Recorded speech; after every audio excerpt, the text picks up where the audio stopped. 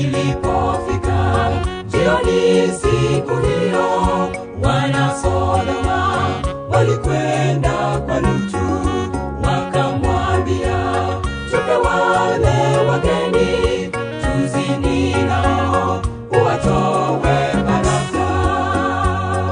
Hapo kikombe cha dhambi zao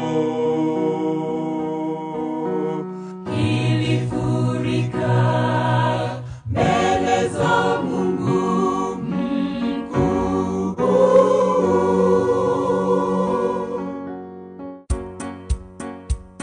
Ndipo wale malaika wawili walimwambia Lutu, nenda usanye jamaa, mkimbie, mkimbie, Sodoma Gomora zachomwa.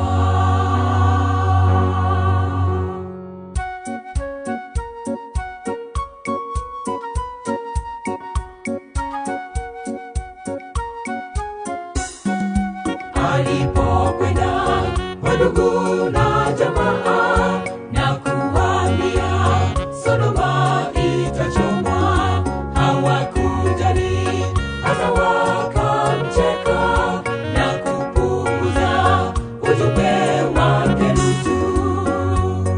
Ilipofika asubuhi, Lutu mke wake na mabinti wawili, malaika alimwamuru Lutu, ondokeni, msitazame nyuma.